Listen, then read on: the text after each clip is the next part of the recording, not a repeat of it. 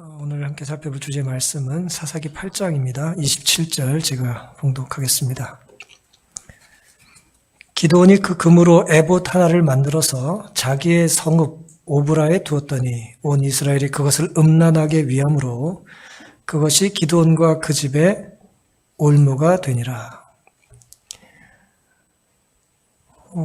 올무라는 말 요즘 우리가 잘 쓰지는 않습니다만은 문제가 됐다 그런 얘기입니다. 그것이 시험거리가 됐다는 것이죠. 기드온 가정에 닥친 불행이 있었는데 그 불행의 원인이 뭐였다는 거예요? 에봇이었다는 것입니다. 금으로 만든 에봇이었다는 거예요. 에봇이 무엇이고 또 그 에봇 때문에 어떻게 그 가정에 문제가 생겼는지를 우리가 살펴볼 텐데요. 먼저 에봇이 무엇인지를 잠깐 우리 출애굽기를 통해서 확인해 보겠습니다. 출애굽기 28장에 보시면 6절에 그들이 금실, 청색, 자색, 홍색 실과 가늘게 꼰 배실로 공교히 짜서 뭘 만들려고 그랬어요? 에봇을 만들려고 그랬어요. 에봇은 이제 조끼라고 생각하면 됩니다. 조끼. 대제사장이 입는 조끼, 제사장들이 입는 조끼라고 생각하시면 되는데 그 이제 재료들이 나열되어 있죠. 청색, 자색, 홍색 실과 가늘게 꼰 배실과 또 금실, 금이 섞인 실, 그리고 에봇의 보석들은 에봇의 다채로움과 아름다움을 주므로 제사장의 의상 중 그것을 가장 영화롭게 만들었다 그랬습니다. 그림 한 장 잠깐 보시면요. 이게 이제 대제사장의 의복이에요. 근데 뭐 속옷도 있고, 그 다음에 겉옷도 있는데, 이 에봇은 이제 옷을 걸친 대제사장이 옷을 입고, 조끼 걸친 것이라고 생각하시면 되는데요. 조끼에 온갖 보석들이 좀 달려 있어요. 우린 둠림이라고도 하는 것도 있고, 판결, 흉패, 12보석, 12지파를 상징하는 것이죠. 그 다음에 호마노라고 해서 어깨에 보석을 또 걸치기도 하고요. 이게 이제 어쨌든 대제사장의 의복인데요. 거기 이제 중간에 조끼 같은 걸 이제 우리가 흔히 에봇이라고 말을 합니다. 이 에봇은 하나님께서 아론을 위해서 지으라 하신 거예요. 출애굽기 28장 2절에 보시면 내 형 아론을 위하여 거룩한 옷을 지어서 영화롭고 아름답게 할 것이다 그랬습니다. 에봇은 어떤 옷이라고요? 영화롭고 아름다운 옷이에요. 누구를 위한 옷이라고요? 대제사장 아론을 위한 옷이었습니다. 그래서 하나님께서는 그 옷을 거룩한 옷이라 말씀을 하셨어요. 근데 이제 아론이 입었던, 대제사장이 입었던, 제사장과 대제사장만 특별히 거칠 수 있는 이 에봇을 기드온은 왜 만들어가지고 집안에 화를 불러왔을까요? 화이슨 부자선자 이렇게 말씀하셨습니다. 기드온은 대제사장의 것을 모방하여 에봇과 흉패를 만들었다 그랬어요. 이제 모방했어요. 요즘 말로 이제 카피한 겁니다. 카피. 진본이 아니에요. 짝퉁으로 이제 만든 거예요. 왜 그랬을까요? 우리가 이제 기드온의 삶을 좀 추적해 보면 그 이유를 좀 추정할 수 있겠습니다. 사사기 6장부터 보시면 그 지난 7년 사이에 이스라엘은 이제 미디안이라고 하는 주변 나라에 의해서 굉장히 고통스러운 시간을 보냈어요. 7년 동안 아주 그냥 미디안의 밥이었습니다. 밥. 얼마나 괴롭힘을 당했는지 몰라요. 6장 2절부터 보시면 미디안의 손이 이스라엘을 이긴지라. 이스라엘 자손이 미디안을 인하여 산에서 구멍과 굴과 산성을 자기를 위하여 만들었다 그랬습니다. 혹시 산에 들어가서 굴 파고 생활하시는 분 계세요? 혹시 연세 드신 분들 중에 혹시 안 계세요? 산을 가다 보면 산에 굴들이 있잖아요. 불암산만 가도 굴들이 많아요. 그럼 이제 거기 뭐 옛날에 6.25 때 뭐 육사생들이 싸웠다 뭐 그런 데도 있고 호랑이 굴도 있고 또 바위 밑에 보면 또 틈이 있으니까 거기 등산객들이 자주 등산하는 사람들이 이제 바위 타는 사람들이 자기 이제 좀 편하게 생활하려고 뭐 이렇게 짐도 좀 놔놓고 이제 그러거든요. 근데 그런 목적으로 이스라엘 사람들이 산에 간 게 아니고요. 등산하려고 짐을 갖다 놓은 게 아니고 생존을 위해서 얼마나 괴롭히는지 잡아 죽이는지 말이에요. 산으로 주랭랑을 쳤어요. 그리고 또 굴을 팠습니다. 사람같이 산 게 아니에요. 거의 덜 짐승처럼 산 겁니다. 이스라엘이 파종할 때면 3절 미디안 사람, 아말렉 사람, 동방 사람이 치러 올라와서 진을 치고 가사에 이르도록 토지 소산을 멸하여 이스라엘 가운데 식물을 남겨두지 아니하며 양이나 소나 나귀도 남기지 아니했다 그랬습니다. 지들은 농사 지지도 않고 열심히 농사 지면 뭐예요? 가을에 다 뺏어가요. 다 뺏어가요. 뭐 농사 지신 분들 좀 이제 누가 내 농산물 갖고 가면 기분이 어떻겠어요? 아주 그냥 괴롭지 않겠습니까? 더더욱 어떤 뭐 즐거움을 위해서 혹은 뭐 취미 활동으로 하는 농사가 아니라 그걸 먹어야 사는데 그걸 수확해야 자식이 죽지 않는데 그걸 다 뺏어가는 거예요. 식물은 물론 양이나 소나 낙이 다 뺏어갔다는 것입니다. 미디안의 약탈을 견딜 수 없었던 이스라엘 백성들은 결국 하나님께 간절히 기도를 드립니다. 간절히 기도해요. 이 사람이 한계에 도달하면 누굴 찾아요? 하나님을 찾아요. 그래서 사실 빨리 두 손 두 발 들면 좋습니다. 근데 사람이 기운이 남아있으면 자꾸 자기를 의지하거든요. 견디다 어쩔 수 없을 때 이스라엘 사람들이 이제 하나님을 찾습니다. 살려달라고 애원해요. 6절에 그렇게 사사기 6장 6절에 그렇게 부르짖습니다. 그때 하나님께서 그들의 기도를 들으시고 기드온을 사사로 이제 부르세요. 그때 신정정치 상태였기 때문에 하나님께서 직접 통치를 하셔요. 누굴 통해서? 사사를 통해서 이제 시작을 하시는 거예요. 그때 사사시대 초기였습니다. 사사기 6장 12절에 보면은 하나님께서 하나님의 사자를 통해서 큰 용사여 여호와께서 너와 함께 계신다라는 말로써 그를 이제 사사로 부르십니다. 큰 용사여. 우리 전도사님이 이제 목회를 이제 수련하고 있는 과정이잖아요. 근데 이제 하나님께서 갑자기 연합회장을 통해서 큰 전도사야. 하나님 너와 함께 하신다 그러면은 지금 방송 장비 만들다 막 기분이 어떻겠어요? 기분 좋을까요? 안 좋을까요? 아, 이제 난 됐구나 이렇게.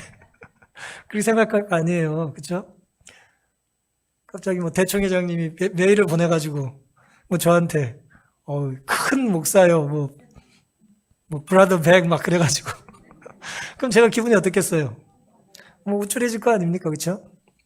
하나님께서 하나님의 사자를 통해서 기드온에게 큰 용사라는 말씀을 들려주셨어요. 그리고 하나님 너와 함께 하신다고 말씀하셨습니다. 근데 그 말을 들은 기드온은요,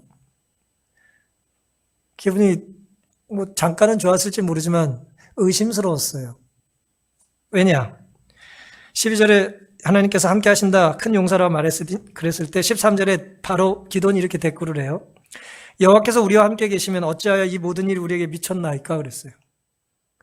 하나님이 함께 하신다면 이 상황은 뭡니까? 함께하지 않는 증거가 아닙니까? 라고 물은 거예요. 이럼에도 불구하고 하나님이 너와 함께 하신다는 말씀을 기드온은 받아들이기가 쉽지 않았어요. 함께 하신다면 이런 일 왜 있습니까? 라고 우리가 묻는 거예요. 기드온이 그렇게 물은 거예요. 그러면서 하나님께 버림받았다는 생각을 한 것입니다. 하지만 중요한 것은 이런 상황 하에서 절망 중에라도 하나님께 순종하느냐가 중요한 거예요. 어렵지 않은 삶을 경험하는 사람은 없어요. 우리는 연륜만큼 경험만큼 살아온 만큼 어려움을 일반적으로 겪습니다. 그렇죠? 어려움이 없어서 우리가 하나님을 믿는 게 아니에요. 어려움 중에 하나님을 믿는 거죠. 기도는 의심스럽지 않아서 하나님을 붙잡은 게 아니에요. 내 안에 의심이 있다는 걸 고백하면서 하나님을 붙잡은 것입니다. 순종을 했어요. 큰 용사여 너 사사라 그랬더니 또 순종을 해요. 15절 보시면 사사기 6장 기드온이 그에게 대답하되 주여 내가 무엇으로 이스라엘을 구원하리이까? 보소서 나의 집은 므낫세 중에 극히 약하고 나는 내 아비 집에서 제일 작은 자니이다 그랬습니다. 가진 게 없고 집안도 약한 집안에 또 막둥이에요. 그러니까 내가 뭘 가지고 할 수 있겠습니까? 요즘 말로 뭐예요? 스펙이 없어요. 내세울 게 없어요. 배경이 없습니다. 그런 기드온이 하나님 말씀에 뭐 했다고요? 그래도 순종했다는 게 중요해요. 25절. 그날 밤 여호와께서 기드온에게 이르시되 내 아비의 숫소 곧 7년 된 둘째 숫소를 취하고 내 아비에게 있는 바알의 단을 헐며, 아버지가 열심히 바알을 숭배하던 집안의 자식입니다. 그 시대가 다 타락했기 때문에 주도적으로 또 우상을 숭배하던 그 아비에게 있는 바알의 단을 헐고 단 곁에 아세라상을 찍고 또 이 견고한 성 위에 내 하나님 여호와를 위하여 규례대로 한 단을 쌓고 그 둘째 숫소를 취하여 내가 찍은 아세라 나무로 번제를 드릴지니라 그랬습니다. 하나님이 그렇게 하라는 거예요. 아버지 집에 가서 다 우상 회파하고 다 태워버리고 이제 번제물을 하나님께 드리라는 것이죠. 이건 자기가 할 일이에요, 자기가 할 일이 아니에요. 번제물 드리고 하나님을 찾는 건 누가 하는 일이에요? 제사장이 하는 일이잖아요. 이건 자기가 할 일이 아니에요. 이제 이스라엘 사람들에게 하나님께서 율법을 주시고 레위 지파를 택하시고 제사 제도를 시작한 이후에는 이 모든 일을 누가 했다고요? 번제물은 제사장이 하는 일이에요. 근데 누구 보고 하라는 거예요? 자기 보고 하라는 거예요. 근데 기드온이 순종했어요, 안 했어요? 순종한다니까요. 의심스러워도 다 했다니까, 이분이. 이거 내 일 아닌데 그리고 다 했어요. 해본 적 없습니다. 하지만 다 했어요. 두려움 중에도 의심 중에도 하나님이 하라는 걸 했습니다. 낯선 일이지만 했습니다. 익숙하지 않지만 했어요. 하지만 여전히 기도는 이제 잘 믿어지지가 않아요. 그래서 이제 우리가 잘 아는 것처럼 양털 표징을 보여달라고 2번이나 하나님께 기도드리지 않습니까? 하나님께서 그의 2가지 기도를 또 들어주십니다. 이게 이제 지금까지 기도원이 살았던 이야기예요. 간증이에요, 이게. 하나님이 나를 이렇게 인도해 주셨다는 것이죠. 그럼 하나님이 지금까지 나를 이렇게 인도해 주셨다라고 하면 앞으로 위기가 없습니까? 앞으로 위기가 없어요? 본격적인 위기가 닥치죠. 드디어 미디안과의 전쟁이 이제 시작됩니다. 사사기 7장의 이야기입니다. 잘 아시죠? 7장 20절에 보시면 세대가 나팔을 불며 항아리를 부수고 좌우수에 횃불을 들고 우수에 나팔을 들어 불며 같이 외쳐 가로되 여호와와 기드온의 칼이하고 22절 300명이 나팔을 불 때 여호와께서 그원 적군으로 동묵끼리 칼날로 치게 하심으로 적군이 도망했다 그랬습니다. 우리 8장에 보시면은 사실은 기드온의 미디안의 당시 군대 수가 13만 5천이에요. 근데 몇 명이랑 싸웠어요? 300명의 군사를 가지고 13만이 넘는 사람이랑 가서 싸우는 거예요. 놀랍게도 이 전투에서 8장 10절에 보시면 12만이 죽습니다. 12만이 자기들끼리 싸우다 죽어요. 왼손에 항아리 들고 항아리 속에 횃불 감추고 오른손에 나팔 들고 항아리 깨고 나팔 불고 횃불을 들었더니 뭐예요? 7년 동안 이스라엘을 괴롭혔던 사람들이 완전히 그냥 몰락합니다. 납득하기 힘든 일이죠. 우리가 이거 흉내내면 이게 이길 수 있습니까? 우리도 나팔 들고 뭐 하고 하면 이게 무너집니까? 아니에요. 이거는 율법이 아니에요. 이건 테크닉이 아니에요. 이건 하나님이 하라고 했던 그 순간에만 효험이 있는 거예요. 이걸 흉내낸다고 될 수 있는 게 아니에요. 납득하기 힘든 일이죠. 사람의 힘으로 이긴 게 아니에요. 하나님이 인도하신 것입니다. 하나님이 계획하신 거예요. 놀라운 승리를 경험했어요. 외부의 적을 순종함으로 이겼습니다. 그 강력한 외부의 적을 기드온은 순종함으로 승리할 수 있었어요. 외부의 적을 물리치면 언제나 어떤 적이 문제가 됩니까? 내부의 적이 있어요. 순서가 바뀌기도 하는데 하여튼 보통 외부의 큰 적을 물리치면 내부의 적이 문제를 일으키죠. 예외 없이 사사기 8장의 1절부터 보시면 에브라임 사람들이 기드온에게 이르되 내가 미디안과 싸우러 갈 때 우리를 부르지 아니하였으니 우리를 이같이 대접하면 어찌미냐 하고 크게 다퉜다 그랬어요.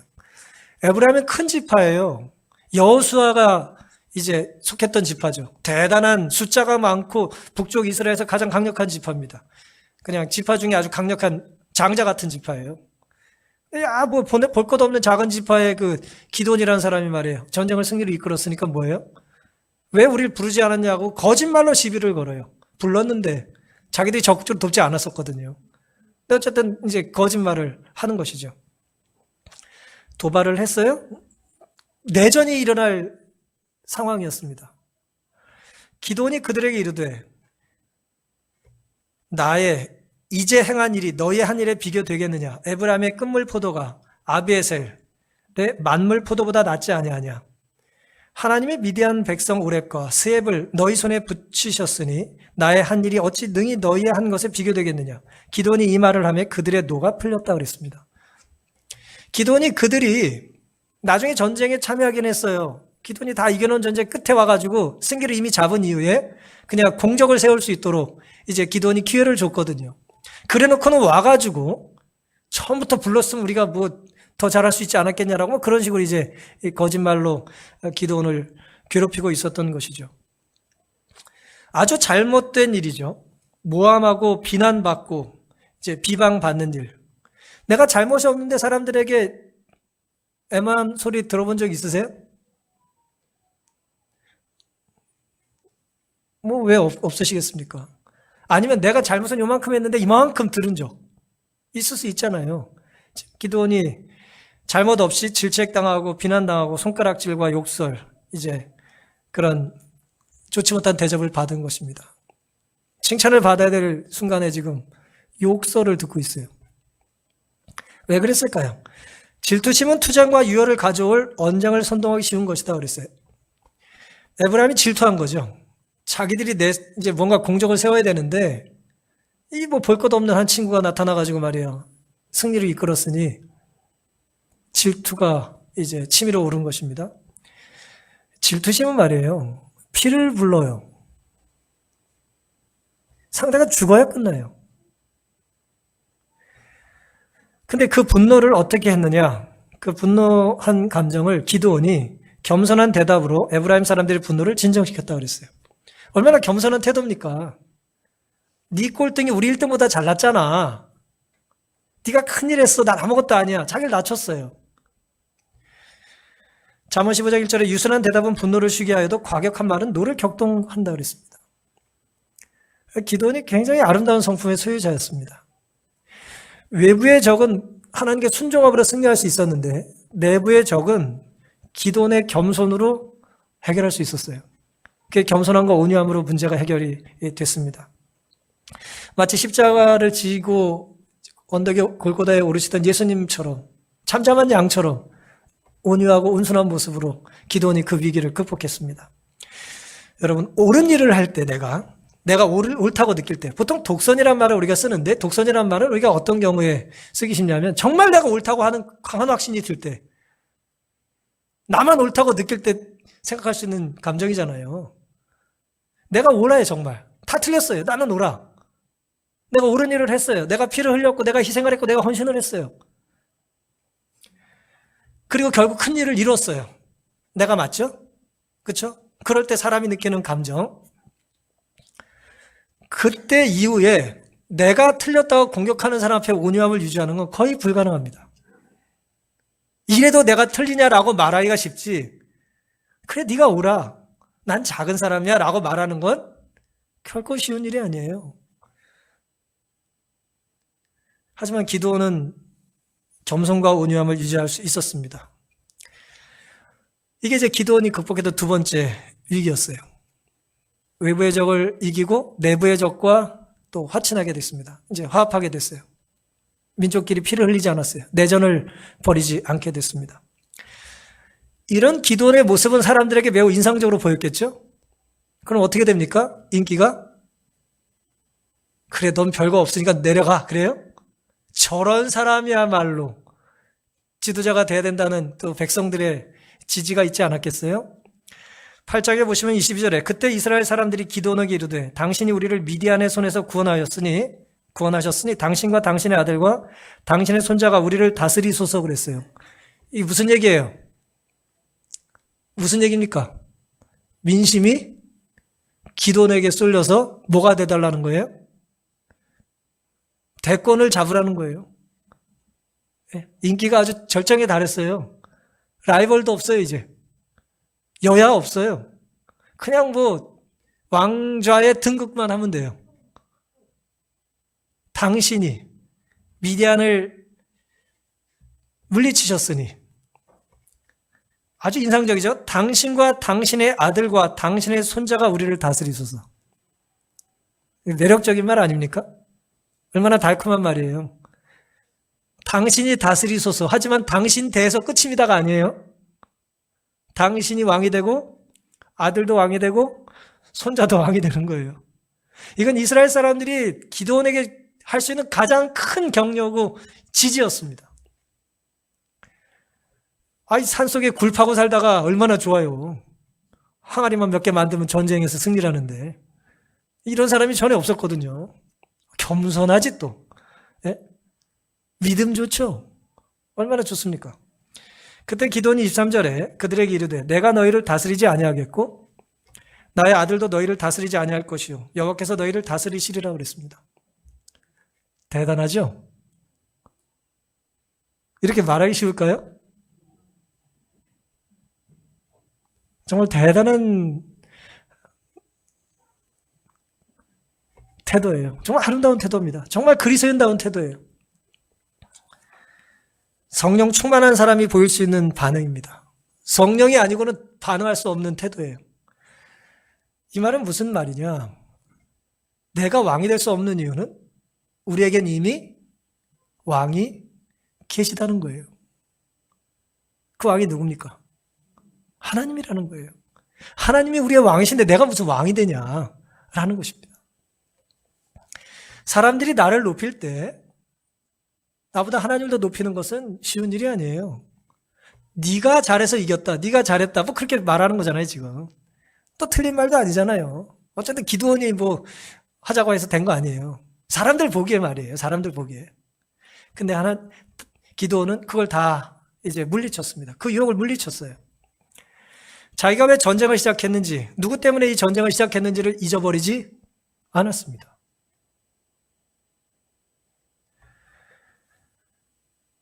자기는 왕이 되기 위하여 전쟁한 게 아니잖아요. 그렇죠?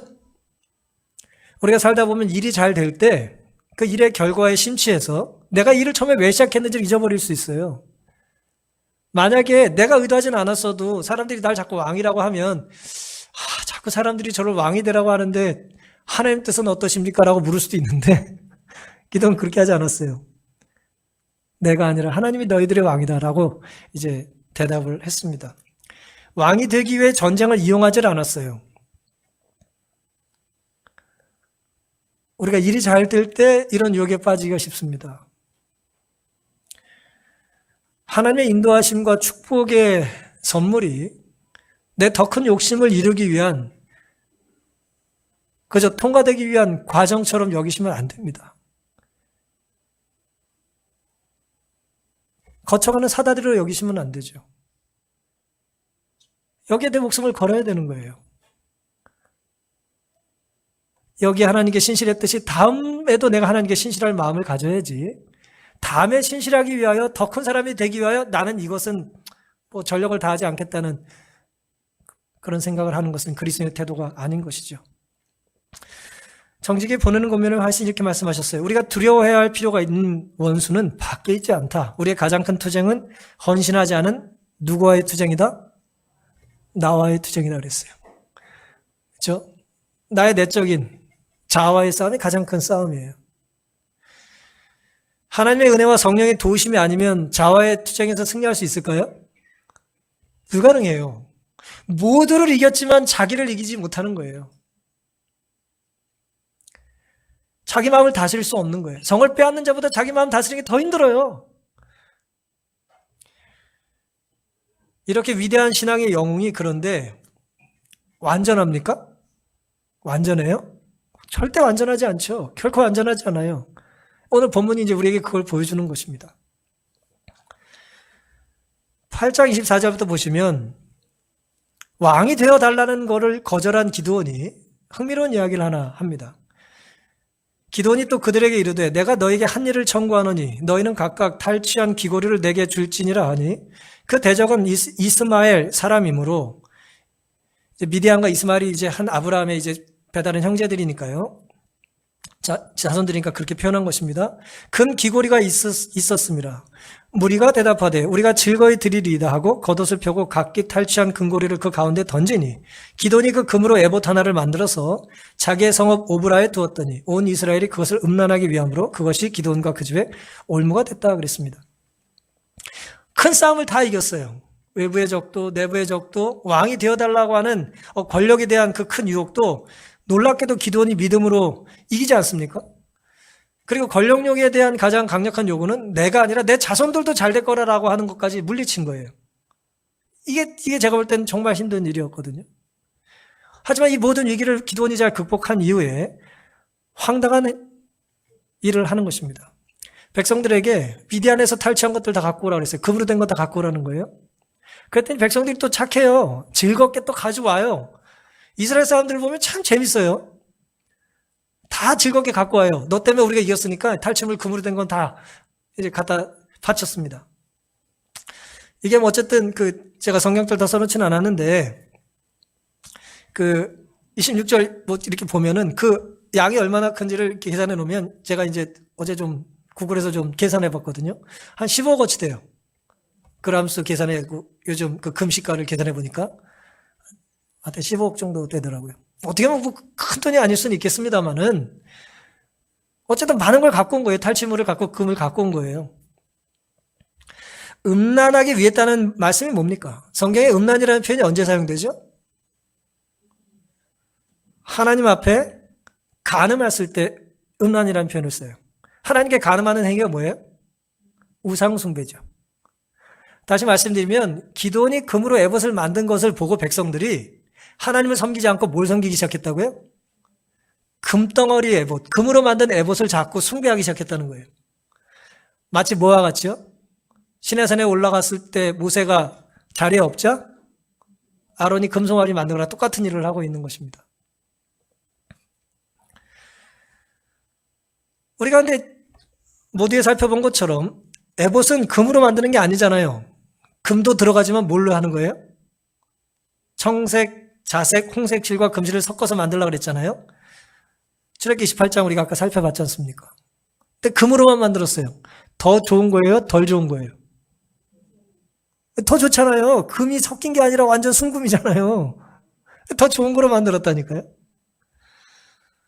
기돈이 왜 이렇게 행동했을까? 왜 이렇게 해도 된다고 판단했을까? 제가 이제 쭉 설명을 이미 드렸어요. 기돈은 처음에 사사로 부름을 받을 때에 바알의 단을 허무르고 그곳에 번제를 드리라는 하나님 말씀에 순종했었죠. 근데 그 일은 원래 누가 하는 일이었다고요?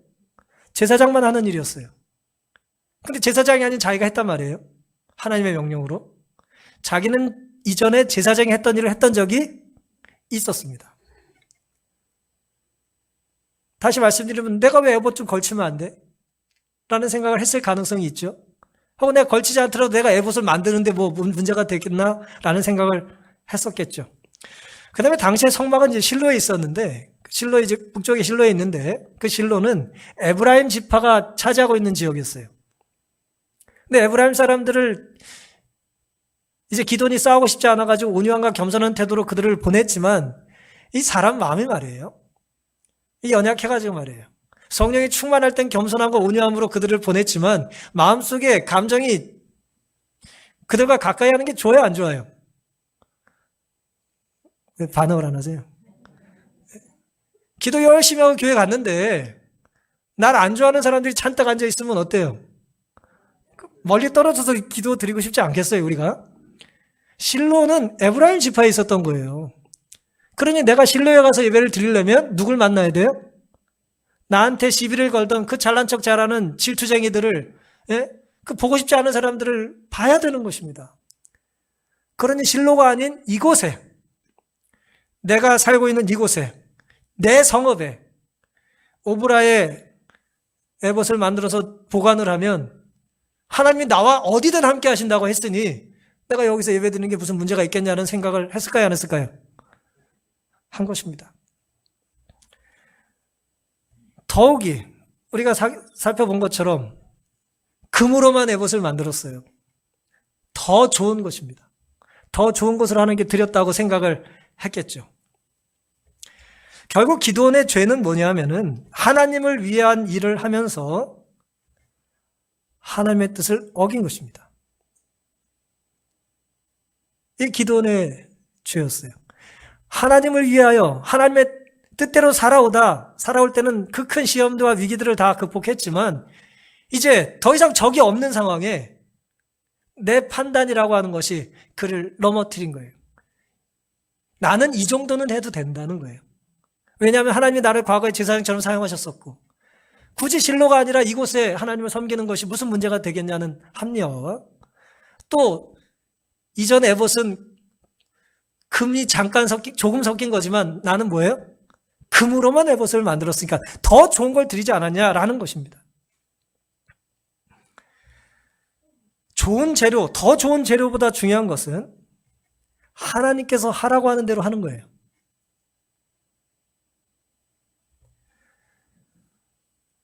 실로에 성막이 있어서 에브라임이 날 좋아하지 않기 때문에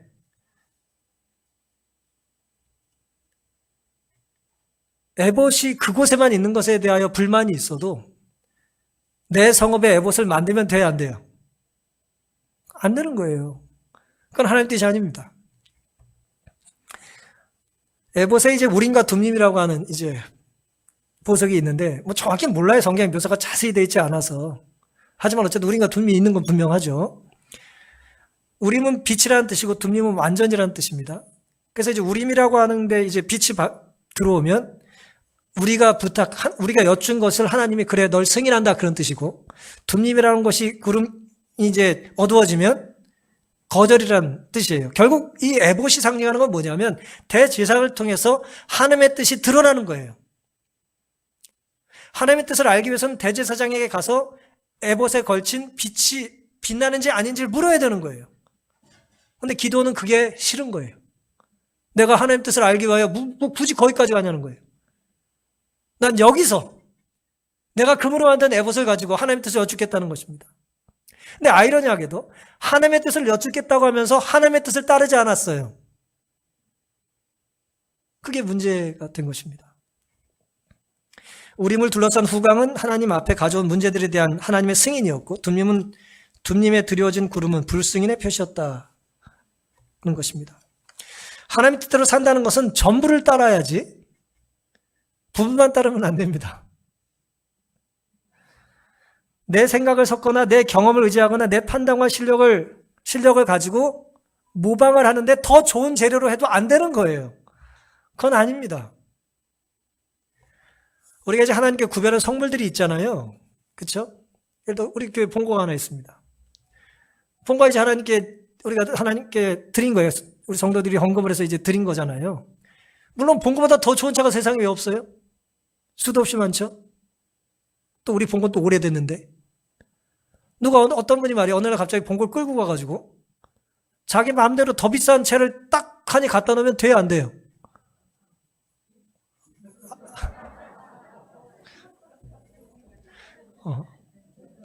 뭐 마음은 받겠습니다만은 그거는 교회 질서를 어기는 거죠. 이렇게 해야죠. 제가 본고 대신 더 좋은 본고를 갖다 드려도 될까요? 그 과정은 매우 중요한 것입니다. 교회의 권위와 질서를 존중하지 않고는 문제가 생기게 돼요, 공동체에. 더 좋은 건데도요? 안 됩니다. 안 되는 거예요, 그거는. 왜냐하면 이건 우리 게 아니기 때문에, 하나님 것이기 때문에 하나님이 세운 조직과 질서를 존중해야 되는 거예요. 우리 교회와 우리의 가정을 향한 하나님의 계획이 있습니다. 때로 하나님의 계획을 알 수 없어서 우리는 더 좋을 것 같은 첨단의 계획을 우리가 추구하죠. 그런데 우리의 생각이나 전문가들의 조언과 때로 하나님의 말씀이 다르면 우린 누굴 따라야 할까요? 하나님의 가르침은 너무 오래된 버전인가요? 너무 오래됐어, 이게. 업데이트가 안 돼, 지금. 아니에요. 윈도우가 아니에요, 하나님의 가르침은. 하나님의 가르침은 영원 불멸한 것입니다. 불변해요. 변할 필요가 없고 바뀌어질 이유가 없습니다. 완전하기 때문에. 하나님의 뜻을 따르면 길을 잃지 않지만 우리 생각을 덧붙이면 결국 올무에 빠집니다. 따라서 내 정성이나 헌신보다 더 중요한 것은 하나님의 뜻입니다. 우리의 헌신이라는 것은 하나님의 말씀에 순종할 때 가치가 있는 거예요. 하나님의 말씀을 역행하면서 헌신하는 건 그것은 자폭입니다. 자폭. 애들 말로는 자폭이에요. 그건 자기를 망치는 일이고 공동체를 망치는 것입니다. 그건 착각이에요. 교만입니다. 불순종이죠. 하나님을 섬기는 것은 금이나 정성, 인간의 공로를 하나님을 섬기는 것이 아니라 우리 생각대로 따르면 금이나 정성, 인간의 공로를 높일 위험이 커집니다. 그렇죠? 하나님이 정확히 구별해 놓으신 게 있어요. 장소도 구별해 놓으시고 뭘로 만들라는 것도 구별해 주시고 누가 입어야 된다는 걸 구별해 두셨는데 내가 임의로 더 좋은 것을 더 멋진 곳에서 더 아름답게 가공하고 스토리를 만들어가지고 높이면 누가 올라가요? 그 금 에봇을 볼 때마다 사람들이 누굴 섬겨요? 기돈을 섬기거나 야, 금 에봇 만들 때 우리도 좀 던졌잖아. 자꾸 자기들이 올라가는 거예요. 사실 그 금덩어리의 주인이 누군데요? 원래 하나님이잖아요. 하나님이 주신 거잖아요. 근데 자꾸 내가 올라가는 거예요. 금 2kg 드림 이렇게 뭐 그렇게 되는 거예요. 2kg는 좀 더 크게 쓰고 2g은 좀 작게 써야 되잖아요. 그렇죠? 뭐 그렇게 되는 거예요. 조심해야 된다는 것이죠. 어거스틴이라는 사람이 이제 하나님을 만나고 회심한 이후에 이 고백록이라는 책을 썼는데 거기 보면 이제 자신이 하나님을 만나기 전과 후에 대한 기록이 이렇게 기록되어 있습니다. 고백록에는 이제 섬광처럼 딱 한 번 하나님을 만나기 전에 그를 경험했을 때 내가 두려워 떨었다 그랬어요. 하나님 처음 만났을 때 너무 두려워 떠는 거예요. 하나님이 어떤 분인지 모르니까. 하지만 점점 하나님을 알게 되고 나중에 예수님을 통해서 하나님을 만난 뒤에는 하나님을 만날 때 내 안에 두 가지 감정이 있었다 그랬어요. 사랑과 두려움이 연합했다 그랬어요. 근데 이 사랑과 두려움이 연합했다라고 하는 이 어거스틴의 표현을 헨리 최드윅이라고 하는 사람이 이렇게 이제 설명을 했습니다. 매력적인 설명이에요. 어거스틴이 표현했던 두려움이라는 것은 하나님, 타자이신 하나님이 너무 멀고 너무 우리와 달라서 감히 내가 다가갈 수 없다고 느끼는 감정이라는 거예요. 이해되시죠? 우리가 하나님이 두려운 이유는 뭐예요? 하나님 너무 크고 너무 멋이고 우리가 너무 다르신 분이고 위대하신 분이기 때문에 다가가는 게 어때요? 두려운 거예요. 그때 느끼는 감정이라는 것이고요. 감히 내가 다가갈 수 없는 분. 두 번째, 사랑의 감정은 뭐예요? 그 하나님이 너무나 가까이 나와 같은 모습으로 계심을 깨달았을 때 느끼는 감정이라는 거예요. 두려움만 있습니까? 사랑만 있습니까? 아니면 두려움과 사랑이 하나님입니까? 둘 다 하나님 맞죠? 그렇죠? 공유와 자비. 하나님의 모습이에요. 제가 오늘 이 말씀을 드린 이유는 기도원의 하나님이나 어거스틴의 하나님이나 오늘 우리의 하나님은 어떤 하나님인지를 우리가 착각하지 말아야 된다는 거예요. 하나님은 내가 조금 어기면 전혀 문제 삼지 않는 분입니까? 사랑의 하나님 문제 삼지 않겠죠. 하지만 두려운 하나님은 어때요? 아무리 조금 내가 내 색깔을 섞어도 하나님 뜻이 아니라면 나를 심판하시겠죠. 조금 섞으면 괜찮아요? 아니면 더 좋은 거면 괜찮아요? 아니죠. 심판하시죠. 두려운 하나님은 심판하십니다. 하지만 사랑의 하나님은 어떠세요? 우리가 아무리 큰 죄를 져도 우리가 하나님 앞에 회개하고 하나님 뜻에 다시 따르겠다고 고백하면 우리 뭐 하십니까? 용서해 주시고 우리의 손을 잡아주시죠. 주의 손에, 주의 발에 내 손과 발을 포개고 덮으면 하나님 우리를 용서해 주시잖아요. 그게 십자가의 사랑이잖아요. 우리가 십자가의 사랑을 깨달았다고 해서 우리가 놓치지 말아야 될 게 뭐냐 하면은 선한 의도가 신앙인의 삶에서 충분하다고 여기는 것입니다. 의도가 선하다는 것이 내가 한 모든 말과 행동이 합리화될 수 있는 건 아니에요. 왜냐하면 하나님의 뜻이 있기 때문에. 과거 기드온은 예외적으로, 아주 예외적으로 제사장이 할 일을 대신 했었죠. 맞습니까? 그건 하나님이 제정하신 분이기 때문에 필요에 따라 바꾸실 수도 있어요. 그 순간에. 그런데 만약에 내가 그 일을 다시 하길 원한다면 하나님께 뭐 해야 합니까? 여쭤야 되죠. 그렇죠? 근데 기도는 뭘 안 했어요? 그 순간 하나님께 여쭙지 않았어요. 그냥 선한 의도를 가지고 이렇게 해도 된다고 합리화한 것입니다. 얼마든지 변명할 게 있죠. 설명할 게 있어요. 좋은 의도로 한 거 맞아요. 뭐 멀리 가냐. 여기서 더 좋은 것으로 하자. 좋죠. 악의적으로 나쁜 감정으로 한 게 아니에요. 절대 기도는. 하지만 내 선한 의도가 온전히 하나님께 일치하지 않았을 때는 그 결과가 어때요?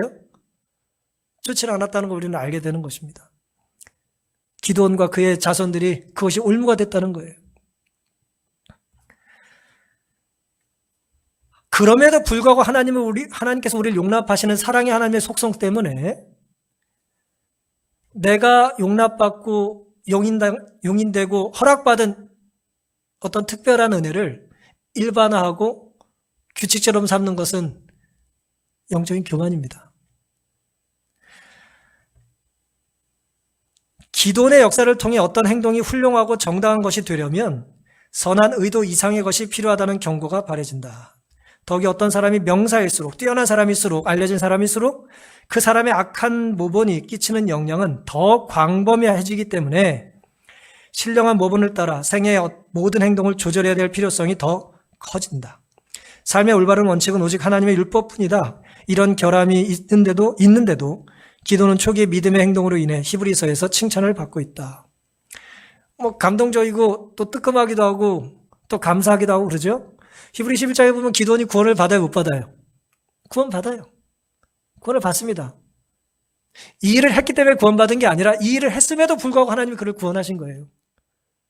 우리가 그걸 놓치지 말아야 합니다. 이럼에도 불구하고 하나님이 그를 회개했을 때 용서해 주신 것과 그러니 그렇게 해도 되는 건 다른 거예요. 우린 때로 선한 의도를 가지고 뭔가를 하지만 그 선한 의도가 하나님을 잘못 나타내거나 교회를 잘못 표현하거나 할 때가 참 많습니다. 저는 수없이 경험을 했어요. 나름 부모라는 생각을 가지고 욕심으로 아이에게 좋은 의도죠. 하지만 그 좋은 의도가 항상 좋은 결과가 있지는 않아요. 제가 무슨 책을 읽다 보니까 교육에 대한 책이 있는데 사랑은 사랑이고 상처는 상처다 그런 표현이 있더라고요. 제가 아주 그냥 뜨끔했어요. 사랑 맞아요. 사랑 맞습니다. 하지만 상처를 많이 받았죠. 많이 줬죠. 사랑하는 성도 여러분, 선한 의도도 때로 악한 모본이 될 수 있다는 것을 우리가 두렵지만 인정하고 기억해야 합니다. 사랑의 하나님은 두려운 하나님이세요. 그 두려운 하나님이 우리를 사랑하고 용서하시는 건 맞지만 하나님 우리의 동기를 살피신다라고 할 때의 요점은 잘못된 결과임에도 불구하고 네 동기를 귀히 여기신다는 뜻이지 우리의 동기가 선하다면 다른 일을 하나님께서 조금 다른 일을 해도 된다는 것이 아닙니다. 오늘 우리의 선택에서 나는 사라지고 내 생각은 사라지고 하나님의 가르침과 하나님의 뜻만이 높여질 수 있는 나를 섞는 신앙이 아니라 하나님만 높이는 신앙이 우리에게 있게 되기를 바라면서 오늘 말씀을 마치겠습니다.